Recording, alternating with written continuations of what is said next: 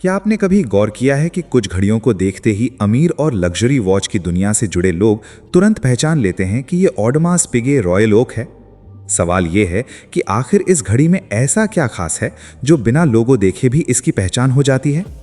Royal Oak सिर्फ एक महंगी घड़ी नहीं है, ये लग्जरी वॉच इंडस्ट्री की उन घड़ियों में से एक है जिसने पूरी इंडस्ट्री के सोचने का तरीका बदल दिया। इसकी सबसे बड़ी पहचान है इसका ऑक्टोगोनल केस यानी 8 किनारों वाला डिजाइन। केस के चारों तरफ दिखाई देने वाले स्क्रू, इंटीग्रेटेड ब्रेसलेट और खास डायल पैटर्न इसे बाकी लग्जरी घड़ियों से बिल्कुल अलग बनाते हैं। और यही कारण है कि किसी अनुभवी वॉच कलेक्टर के लिए रॉयल ओक का डिजाइन लगभग एक सिग्नेचर की तरह है। कई बार घड़ी पर ऑडमास पिगे का नाम साफ दिखाई भी नहीं देता, फिर भी उसका केस और ब्रेसलेट देखकर पहचान हो जाती है। रॉयल ओक की कहानी भी उतनी ही दिलचस्प है। जब ये 1972 में लॉन्च हुई, उस समय लग्जरी घड़ी का मतलब आमतौर पर गोल और क्लासिक डिजाइन वाली गोल्ड घड़ी माना जाता था। लेकिन रॉयल ओक ने इस सोच को चुनौती दी। इसमें स्टेनलेस स्टील का इस्तेमाल किया गया, लेकिन इसकी कीमत और फिनिशिंग किसी साधारण स्टील घड़ी जैसी नहीं थी। यहीं से इसका असली लग्जरी स्टेटमेंट शुरू होता है। रॉयल ओक ने लोगों को ये दिखाया कि लग्जरी सिर्फ सोने या हीरे से नहीं बनती। डिजाइन, इंजीनियरिंग, फिनिशिंग और ब्रांड की विरासत भी किसी घड़ी को बेहद खास बना सकती है। इस घड़ी का सबसे आकर्षक हिस्सा सिर्फ इसका ऑक्टेगोनल केस नहीं है, इसके डायल पर मिलने वाला खास टेक्सचर भी इसकी पहचान बन चुका है। खासकर कुछ रॉयल ओक मॉडल्स में मिलने वाला ग्रैंड टैपेस्ट्री पैटर्न डायल को एक अलग गहराई देता है। जब रोशनी इस डायल पर पड़ती है तो उसका पैटर्न अलग अलग एंगल से बदलता हुआ दिखाई देता है। यानी पहली नज़र में घड़ी सिंपल लग सकती है, लेकिन करीब से देखने पर इसकी पूरी डिज़ाइन लैंग्वेज समझ में आती है। अब सवाल आता है कि रिच पीपल इसे देखकर इतनी जल्दी पहचान कैसे लेते हैं, क्योंकि लग्जरी वॉच कलेक्टर्स के लिए घड़ी सिर्फ समय देखने का साधन नहीं होती।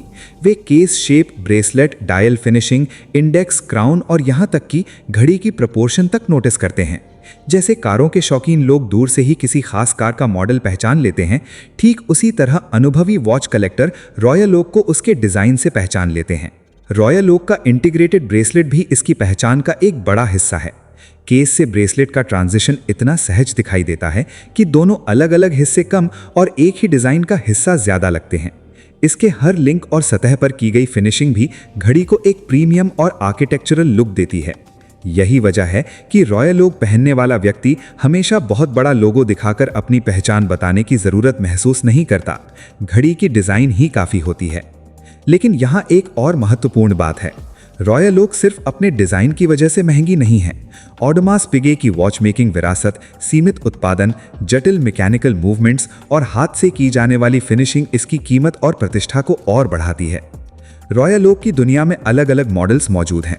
कुछ मॉडल्स अपेक्षाकृत क्लीन और क्लासिक हैं, जबकि कुछ में क्रोनोग्राफ, टुर्बिलॉन या दूसरे हाई कॉम्प्लिकेशन दिए जाते हैं। यानी रॉयल ओक सिर्फ एक घड़ी नहीं, बल्कि एक पूरा कलेक्शन और डिजाइन आइकन बन चुका है। और शायद यही इसकी सबसे बड़ी ताकत है। आज बाजार में हजारों महंगी घड़ियां मौजूद हैं। कई घड़ियां गोल्ड से बनी हैं, कई में डायमंड लगे हैं और कई की कीमत बेहद ज्यादा है। लेकिन हर महंगी घड़ी की अपनी एक ऐसी विजुअल पहचान नहीं होती जिसे देखकर कोई व्यक्ति तुरंत उसका नाम बता सके। रॉयल ओक के साथ यही चीज इसे अलग बनाती है। इसका octagonal case, exposed screw, integrated bracelet और खास डायल पैटर्न मिलकर एक ऐसी डिजाइन पहचान बनाते हैं जिसे समय के साथ बदलना मुश्किल है। और यही असली लग्जरी का एक दिलचस्प कॉन्सेप्ट है। जब किसी चीज की पहचान सिर्फ उसके लोगो से नहीं बल्कि उसके डिजाइन से होने लगे, तब वो सिर्फ एक प्रोडक्ट नहीं रहती, वो एक आइकन बन जाती है। ऑडमास पिगे रॉयल ओक आज उसी आइकॉनिक स्टेटस का उदाहरण है। इसे पहनना सिर्फ ये बताना नहीं है कि आपने एक महंगी घड़ी खरीदी है, ये भी दिखाता है कि आप वॉच डिजाइन, वॉच मेकिंग और लग्जरी की उस दुनिया को समझते हैं जहां छोटी सी डिजाइन डिटेल भी बहुत बड़ा फर्क पैदा कर सकती है। शायद इसी वजह से किसी अनुभवी वॉच कलेक्टर की नज़र रॉयल ओक पर पड़ते ही उसके दिमाग में एक ही नाम आता है, ऑडमास पिगे रॉयल ओक। और यही इसकी असली पहचान है।